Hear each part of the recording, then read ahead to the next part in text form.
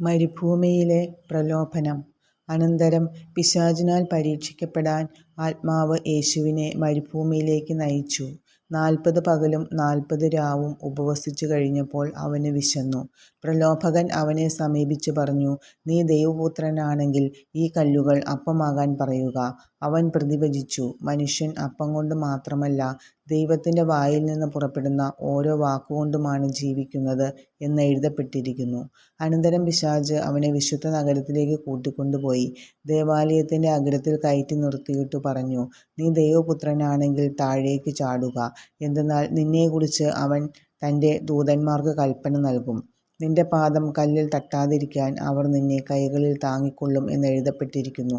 യേശു അവനോട് പറഞ്ഞു, നിന്റെ ദൈവമായ കർത്താവിനെ പരീക്ഷിക്കരുത് എന്നുകൂടി എഴുതപ്പെട്ടിരിക്കുന്നു.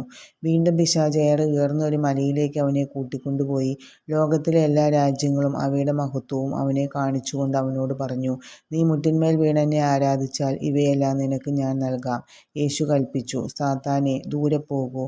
എന്തെന്നാൽ നിന്റെ ദൈവമായ കർത്താവിനെ ആരാധിക്കണം, അവിടുത്തെ മാത്രമേ പൂജിക്കാവൂ എന്ന് എഴുതപ്പെട്ടിരിക്കുന്നു. അപ്പോൾ പിശാച് അവനെ വിട്ടുപോയി. ദൈവദൂതന്മാർ അടുത്തുവന്ന് അവനെ ശുശ്രൂഷിച്ചു.